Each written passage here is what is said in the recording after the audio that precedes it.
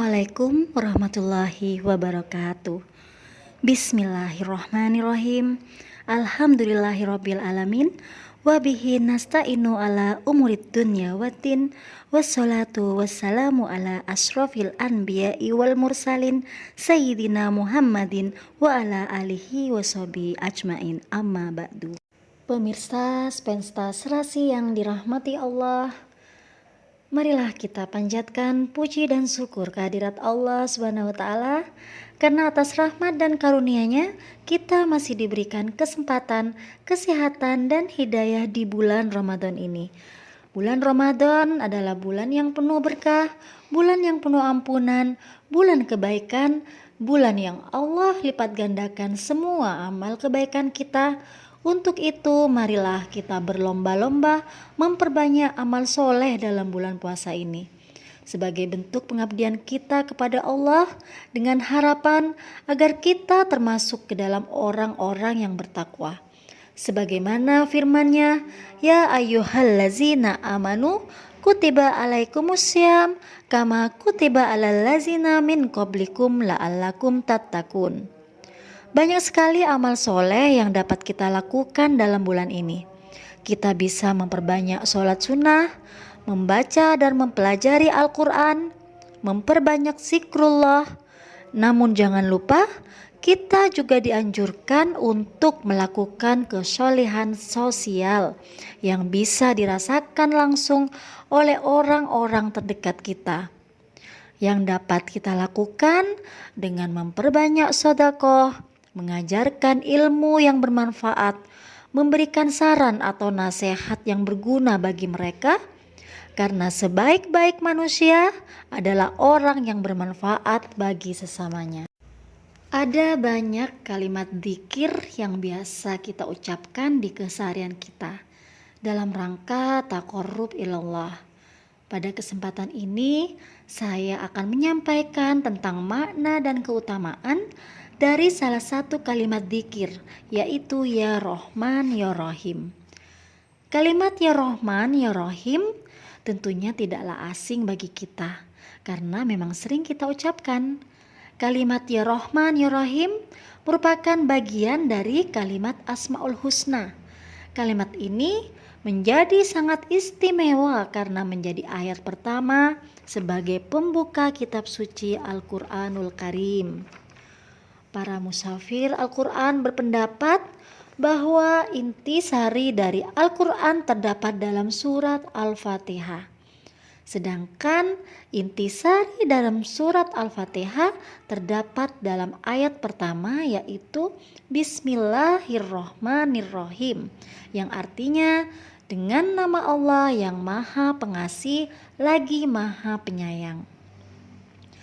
Para musafir berpendapat bahwa sifat Ar-Rahman merupakan sifat pengasih Allah yang diberikan kepada semua makhluknya. Allah memberikan tempat hidup dan segala kebutuhan yang diperlukan makhluknya. Allah memberikan makanan dan minuman. Allah memberikan udara untuk kita bernafas. Allah Subhanahu wa Ta'ala memberikan rasa cinta dan kasih sayang agar kehidupan tetap berlangsung, agar manusia dapat mengasuh anaknya dengan baik, agar induk burung dengan rela melindungi dan menyuapi anak-anaknya sampai dewasa. Bahkan harimau yang buas pun tidak akan memangsa anaknya sendiri. Itu semua berkat curahan kasih yang bersumber dari Allah yang Maha Rahman.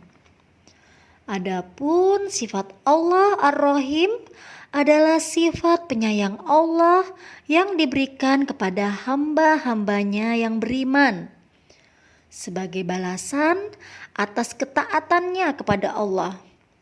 Sifat penyayang Allah ini tidak hanya diberikan kepada kita di dunia, namun juga akan dikaruniakan kepada kita di dalam kehidupan yang abadi, yakni kehidupan di akhirat.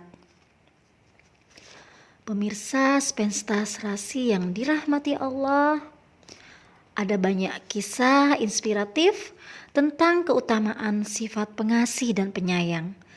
Di antaranya adalah kisah Imam Al-Ghazali dengan seekor lalat.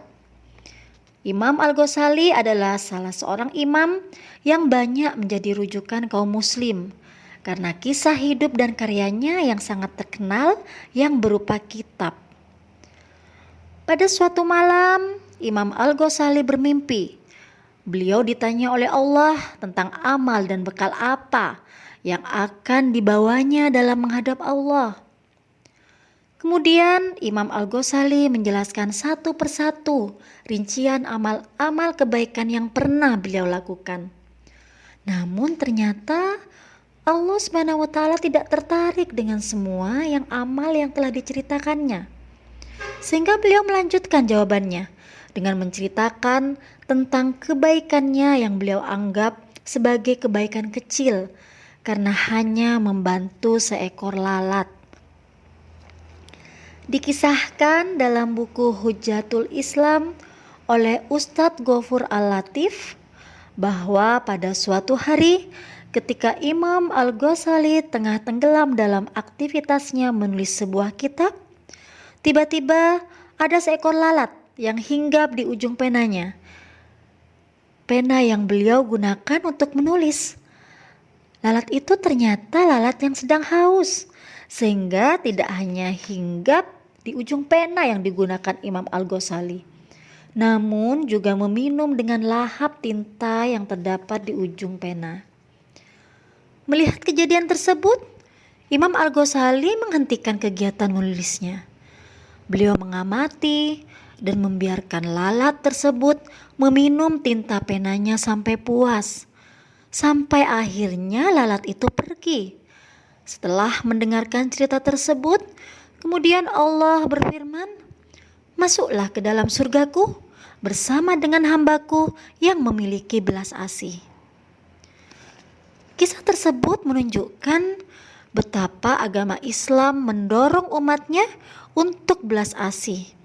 Belas asih terhadap hewan, bahkan menempatkannya pada posisi yang lebih tinggi dari amalan-amalan lain yang dilakukan oleh Imam Al-Ghazali. Maka sangatlah disayangkan jika di antara kita yang tidak memiliki belas asih kepada manusia. Bahkan ada yang tega menganiaya keluarga dan kerabatnya sendiri, bahkan sampai membunuhnya. Na'udzubillah min dzalik. Hal ini senada dengan sebuah hadis yang bersumber dari Abdullah bin Umar. Rasulullah SAW bersabda, "Orang-orang yang punya rasa rohim akan dirahmati oleh Allah yang Maha Rahman, yang memberikan berkat dan Maha Tinggi. Sayangilah makhluk yang ada di bumi, niscaya engkau akan disayangi makhluk yang ada di langit." Hadis riwayat Imam Ahmad, Abu Daud, Tirmidzi, dan Al-Hakim. Demikianlah makna dan keutamaan kita mengamalkan kalimat Ya Rahman Ya Rahim. Semoga kita lebih bersemangat dalam mengamalkan dzikir tersebut hingga meresap ke dalam dada dan diamalkan dalam kehidupan kita sehari-hari. Tidak hanya mendapatkan pahala, semoga juga diberikan rasa kasih dan sayang yang tinggi kepada makhluk Allah, lebih-lebih kepada sesama manusia, karena siapa yang menyayangi penghuni bumi, maka akan disayangi oleh penghuni langit. Pemirsa Spensta Serasi yang dirahmati Allah, semoga kita senantiasa berada dalam naungan cintanya, sebagaimana Allah mencurahkan kasih sayang kepada seluruh makhluknya tanpa batas. Mari kita jadikan Ramadan ini sebagai momentum untuk lebih dekat kepada Allah, memperbanyak zikir Ya Rahman Ya Rahim 100 kali setiap hari untuk memohon rahmat Allah, 40 kali setelah sholat agar hati lebih lembut, dan sebanyak-banyaknya di waktu mustajab seperti saat berbuka dan sujud. Semoga setiap detik Ramadan ini membawa keberkahan, setiap doa yang kita panjatkan diijabah, dan setiap amal yang kita lakukan menjadi penerang di akhirat. Ya Allah, Ya Rahman, Ya Rahim, Limpahkan rahmat dan kasih sayang-Mu kepada kami. Ampuni dosa-dosa kami, dan jadikanlah kami hamba yang selalu dalam lindungan-Mu. Amin ya Rabbal Alamin. Wassalamualaikum warahmatullahi wabarakatuh.